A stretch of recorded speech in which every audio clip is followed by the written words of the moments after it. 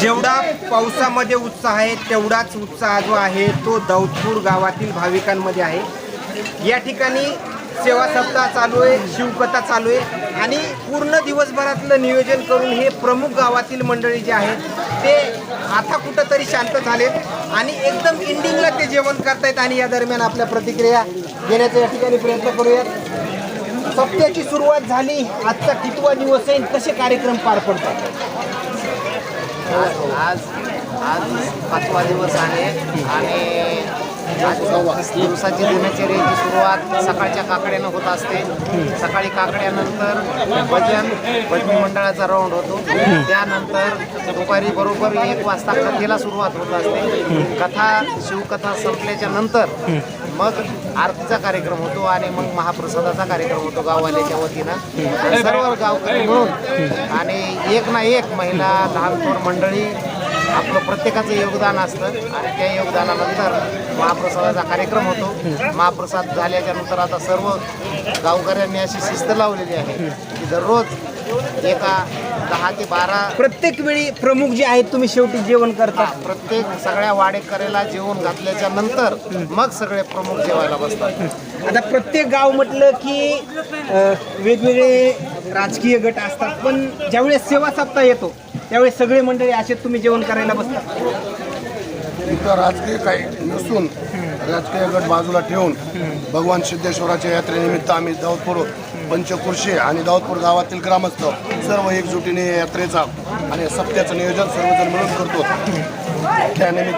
त्यानिमित्तानं खरं तर महाराज लावणे किंवा इतर काही गोष्टी याच्यामधून कधी वेगळ्या चर्चा किंवा वेगळं समीकरण पाहायला मिळतं?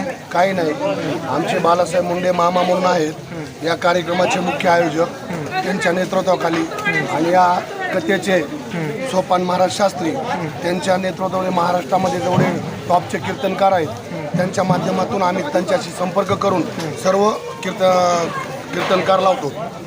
आम्ही अशी हे करत नाहीत की हे का लावला ते का लावला, सर्व गावकऱ्याच्या कमिटीच्या एकजुटीने हा कीर्तनकार लावतो आम्ही। 2024 मध्ये आतापर्यंत जेवढे जे तुमचे सप्ताह कार्यक्रम झाले, या अगोदरचे कार्यक्रम 2024 मधला हा सप्त्याचा कार्यक्रम काय वेगळं पण जाणून येतं तुम्हाला? वेगळं पण म्हणणं कसं असतं पाठीमागे गेल्या वर्षाचा सप्ताह आहे, तुम्ही ज्या कमतरता आहेत आम्ही करता येते का ते म्हणून आपण आता ते कमतरता पूर्ण करून 2024चा उत्साहामध्ये पार पडतो। ह्या पूर्ण म्हणता येणार नाही का, आताच्या लोकांच्या दिवशी वाढत आहे समजा, ठीक आहे। त्याच्यामध्ये यावर्षी आणि काही लोकांच्या कमी असलं आपण पुढच्या वर्षी डिव्हिजन करून ते पूर्ण करायचं आपल्याला। खरं तर आतापर्यंत जेवढे सप्ताह झालेत तेवढ्यामध्ये जे काही कमतरता आहेत त्या कमतरता आता जवळपास पूर्ण करून हे नियोजन या ठिकाणी पार पडतायत। बरेच आणखी तरुण पण माझ्यासोबत आहेत। काय कशी सुरुवात व्हायची पहिल्या दिवसापासून ते आतापर्यंत कसं नियोजन असायचं तरुणांचं तुमचे? खरं तर कुणाला आपल्या भावना व्यक्त करता येत नाहीत, तर कुणी आपल्या भावना व्यक्त करताना देखील पाहायला मिळते। प्रत्येक तरुणाच्या चेहऱ्यावर एक वेगळा आनंद जो आहे तो पाहायला मिळतोय आणि बरेच मंडळी जे आहेत ते प्रमुख मंडळी जे आहेत ते अंतिम टप्प्यातील जी पंगत आहे त्या पंक्ती दरम्यान भोजनासाठी बसले। आतापर्यंत हजारो भाविकांनी या सेवा सप्ताहाच्या पंक्तीचा महाप्रसादाचा लाभ घेतलाय। आणखीन काही मंडळी माझ्यासोबत आहेत, त्यांच्याशी आपण संवाद साधण्याचा प्रयत्न करूया। खरं तर कोणताही काम असो, तरुणाई सेवा सप्ताहाचे कार्यक्रम एकाच वेळी बघायला भेटते। गावातील जसं आमच्या इथं सगळ्यात मोठा सण म्हणून आम्ही दिवाळीनंतर सप्ताह साजरा करतो, त्या अनुषंगाने सप्ताहाच्या अनुषंगाने आमची सर्व तरुण मंडळी एका जुटीनं ताकदीनं सर्व लहानापासून ते पार वयोवृद्ध माणसापर्यंत सर्व मिळून या सप्त्यामध्ये हातभार लावून सहकार्य करतात। 2024चा हा जो सप्ताह आहे आणि या अगोदरचे झालेले सप्ताह काय वेगळं पण जाणून येत आहे तुम्हाला? दिवसेंदिवस जसं आमच्या बालासाहेब मामा यांनी एक छोटंसं रोपटं लावलं होतं आणि त्या रोपट्याचा आज वटवृक्ष झालेला आहे। दिवसेंदिवस त्याची वाढ होत चाललेली आहे। गाव तरुणांपासून ते ज्येष्ठापर्यंत एकत्रीकरणच पाहायला मिळते। सगळ्यांचे विचार एकमेक म्हणजे जुळतेत का आणखीन काही? एकमेकांना सगळ्यांनी कुटुंबासारखं तन मन धन करून कार्यक्रमाला.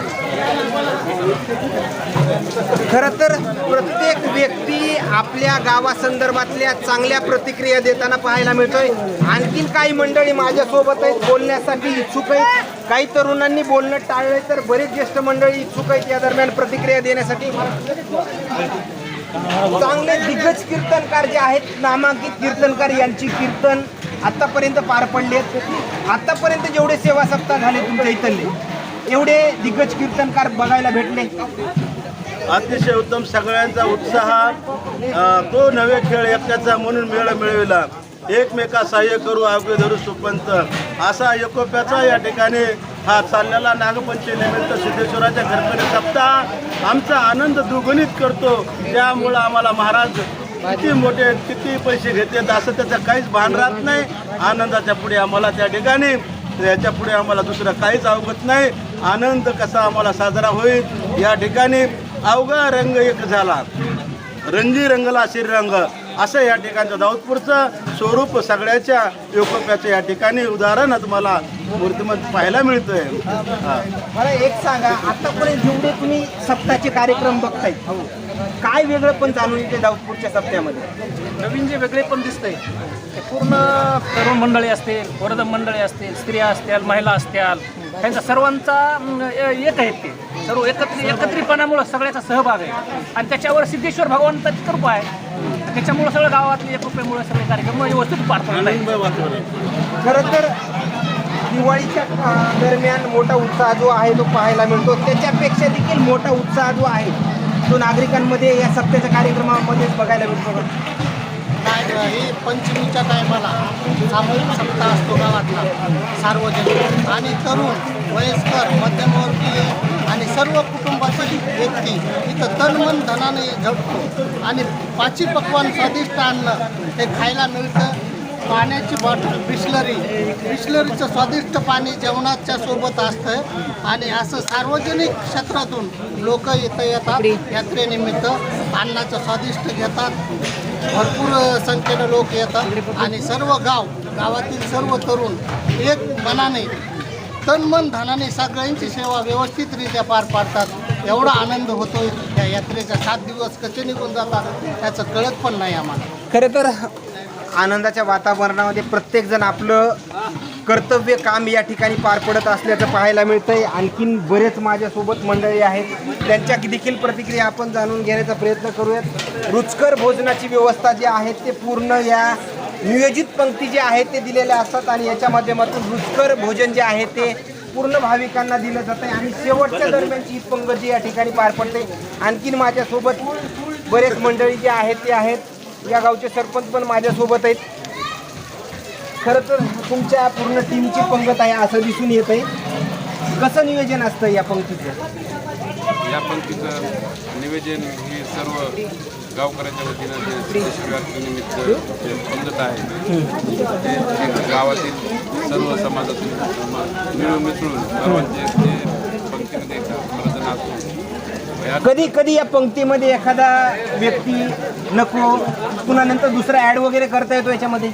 नाही, नको म्हणून कुणालाही म्हणलं जातं. ते ॲड करता येते पण नको म्हणलं जात नाही. बरं, आतापर्यंत जेवढे काय सप्ताह पार पडले त्याच्यामध्ये कुणीही नकाराची भूमिका दिलेलीच नाही? नाही, कुणीही नाही. उलटे जास्त माणसं वाढलेली. खरं तर स्वादिष्ट रुचकर भोजनाचा आस्वाद जो आहे तो प्रसादादरम्यान या ठिकाणी मिळतोय आणि भजन आणि भोजन हे दोन्हीचं मिलन या सेवा सप्ताहाच्या कार्यक्रमादरम्यान देखील मिळाल्याचं या ठिकाणी पाहायला मिळतंय. आनंदाच्या वातावरणामध्ये हा सेवा सप्ताह या ठिकाणी पार पडतोय. बीड जिल्ह्यामध्ये दाऊदपूर हे नावाजलेलं गाव आहे. या गावाचा विकास देखील वैयक्तिक स्वरूपामध्ये झालेला आहे आणि दुसरीकडे पाहिला गेलं तर राम जन्मोत्सवाचे कार्यक्रम असतील किंवा रामाचं मंदिर देखील पूर्ण मार्बलच्या माध्यमातून हे उभारलं गेले. एकदम संप्रदायाची गोडी असणारं बीड जिल्ह्यातलं हे एकमेव गाव आहे. प्रत्येक गावातील वेगवेगळे या भी गावातले गटतट जरी असतील तर या सेवा सप्ताहाच्या कार्यक्रमामध्ये सगळेच जण एकत्रीकरण येताना पाहायला मिळतात आणि सगळे मनस्तोक्त या ठिकाणी या प्रसादाचा या ठिकाणी लाभ घेत आहेत आणि या दरम्यान आत्तापर्यंतचे कार्यक्रम पार पडलेत आणि दिग्गज कीर्तनकारांचे कीर्तन आपल्या वाणीच्या माध्यमातून त्यांनी एक वेगळं पण या ठिकाणी जाणून येत असल्याचं देखील पाहायला मिळतंय. आणखीन काही या सेवा सप्ताह दरम्यानच्या या ठिकाणी अपडेट्स मिळतील का हे देखील पाहणं तेवढंच महत्त्वाचं ठरणार आहे. मात्र आनंदाच्या वातावरणामध्ये हा सेवा सप्ताह या ठिकाणी पार पडतोय. आणि प्रथम महिलांची पंगत, खरं तर अगोदर पहिल्यांदा पुरुषांना बसवलं जातं, पण दाऊदपूरमध्ये पहिल्यांदा महिलांना बसवलं गेलं. महिलांनी पोटभर महाप्रसादाचा लाभ घेतल्यानंतर पुरुषांची पंगत आणि त्यानंतर वाडिप्य मंडळींची पंगत आणि शेवटची पूर्ण करते धरते मंडळी जे आहेत ते शेवटच्या पंक्तीला या ठिकाणी आपला या महाप्रसादाचा आस्वाद देखील घेताना देखील चित्र जे आहे ते पाहायला मिळतंय. असेच नवनवीन अपडेट्स आपण परळी तालुक्यातले देण्याचं काम केलं. कॅमेरामॅन मंदार सोनवणे सोबत सचिन मुंडे, सूर्यरंज मीडिया, बीड, परळी.